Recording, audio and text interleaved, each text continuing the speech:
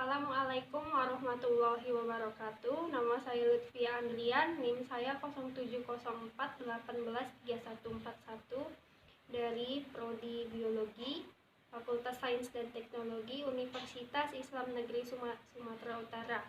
Di sini saya akan mempresentasikan hasil dari proposal penelitian saya yang berjudul pengaruh teh hijau atau Camellia sinensis L terhadap penurunan kadar kolesterol pada mencit atau mus-mus kulus. Adapun latar belakang dari proposal penelitian ini yaitu makanan merupakan sumber energi bagi setiap makhluk hidup. Terdapat 3 penyusun energi utama dan salah satunya itu ada lemak. Lemak adalah zat yang sulit terurai di dalam air. Lemak yang berlebih di dalam tubuh dapat menyebabkan penyakit. Salah satu penyakitnya itu adalah kolesterol. Kolesterol adalah lemak berwarna kekuningan berbentuk seperti lilin yang diproduksi oleh tubuh manusia, terutama di dalam hati. Dalam kondisi normal, kadar kolesterol yang dibutuhkan yaitu sebanyak kurang dari 200 mg per desiliter. Dan apabila melebihi dari 200 mg per desiliter itu akan menyebabkan penimbunan kolesterol di dalam dinding pembuluh darah sehingga akan menghambat aliran darah. Teh hijau atau Camellia sinensis merupakan salah satu jenis tanaman herbal yang berasal dari Cina. Teh hijau berasal dari tanaman teh yang pengolahannya tidak mengalami proses oksidasi. Hal ini disebabkan teh hijau mengandung polifenol dalam jumlah yang tinggi. Adapun manfaat dari mengonsumsi teh hijau itu antara lain menurunkan risiko terjadinya penyakit kardiovaskuler, mencegah karang gigi, menenangkan saraf, menurunkan kolesterol, dan mempertahankan berat badan. Selanjutnya ada rumusan masalah. Ada 2 rumusan masalah. Yang pertama yaitu apa saja kandungan di dalam teh hijau yang dapat menurunkan kadar kolesterol. Yang kedua, bagaimana bila dosis yang diberikan melebihi batas. Selanjutnya ada batasan masalah. Yang pertama yaitu mencit yang digunakan dalam penelitian ini berjenis kelamin jantan, berumur 2 bulan, dan memiliki berat 20-30 gram. Yang kedua itu pengecekan kadar kolesterol pada mencit menggunakan alat pengukur kolesterol. Selanjutnya tujuan penelitian. Yang pertama untuk mengetahui kandungan apa saja yang terdapat di dalam teh hijau. Yang kedua untuk mengetahui yang terjadi akibat pemberian dosis teh hijau yang berlebihan. Selanjutnya manfaat penelitiannya yaitu hasil dari penelitian ini diharapkan dapat memberikan informasi mengenai kandungan yang ada di dalam teh hijau sehingga dapat menjadi alternatif dalam penurunan kadar kolesterol yang tinggi.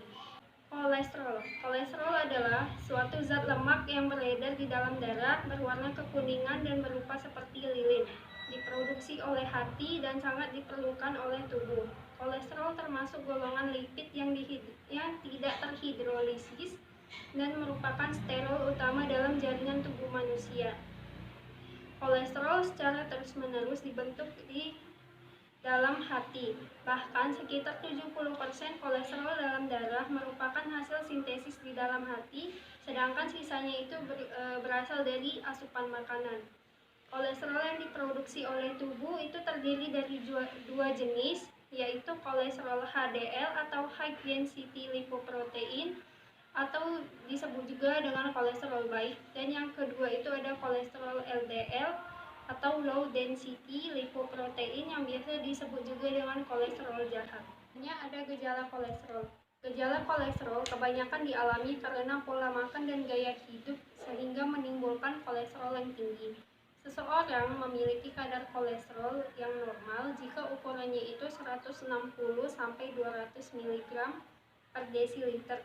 Sedangkan kalau sudah di atas 240 mg itu dia sudah tinggi dan berbahaya karena dapat menyebabkan stroke.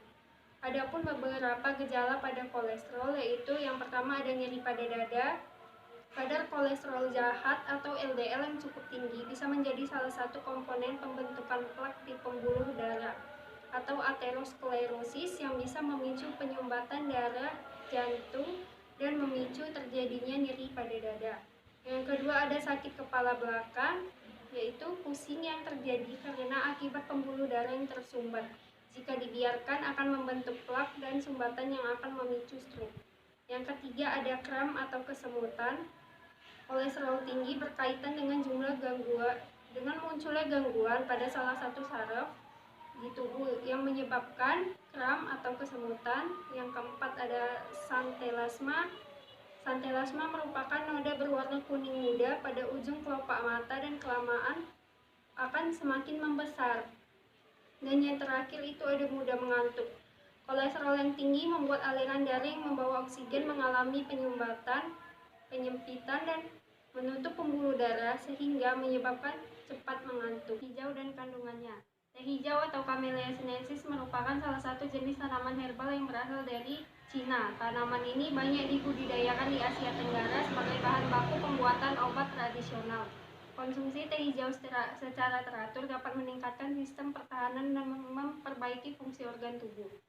Kandungan kimia pada teh hijau dibagi menjadi 4 kelompok besar, yaitu substansi fenol yang terdiri dari katekin dan flavonol, substansi bukan fenol yang terdiri dari karbohidrat, substansi pektin, alkaloid, dan klorofil. Yang ketiga substansi aromatik dan enzim. Penelitian ini dilaksanakan di Laboratorium Biologi Universitas Islam Negeri Sumatera Utara yang akan dilaksanakan pada bulan Mei 2021 sampai Agustus 2021.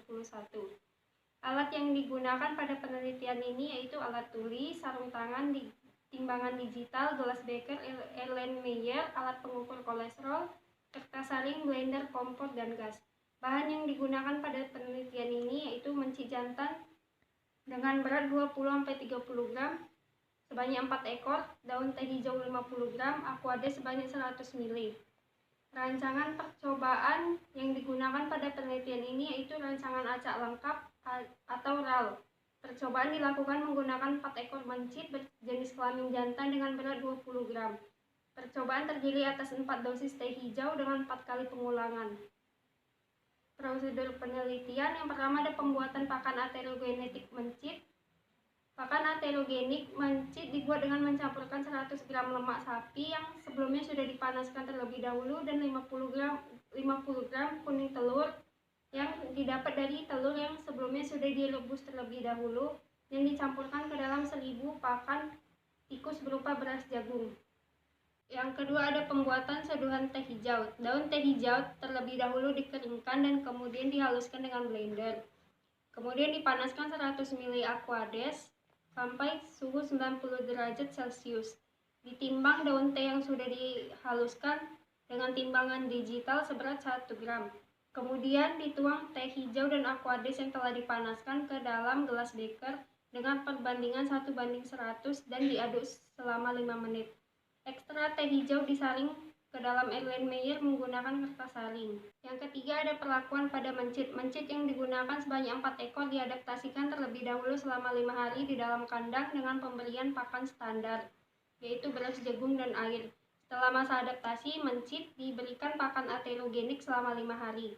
Dilakukan pengecekan kadar kolesterol mencit dengan strip pengujian kolesterol yang telah ditetesi darah tikus atau mencit. Kemudian diberikan ekstra teh hijau kepada mencit yang sudah terkena kolesterol. Analisis data. Pengukuran kadar kolesterol awal dilakukan pada hari kelima setelah masa adaptasi mencit. Pada hari ke-10, pengukuran kadar kolesterol terhadap mencit yang sudah terkena kolesterol dan pengukuran kadar kolesterol kembali dilakukan pada hari ke-15 untuk mendapatkan hasil dari pengaruh teh hijau terhadap penurunan kadar kolesterol. Selanjutnya, data akan dianalisis dengan uji ANOVA pada taraf 5% untuk melihat hasil dari pengaruh pemberian teh hijau terhadap penurunan kadar kolesterol. Baiklah, sekian hasil dari presentasi proposal penelitian saya yang berjudul pengaruh teh hijau atau Camellia sinensis L terhadap penurunan kadar kolesterol pada mencit atau mus-mus kulus. Apabila ada kesalahan kata, saya mohon maaf, saya akhiri. Wabillahi taufiq wal hidayah. Wassalamualaikum warahmatullahi wabarakatuh.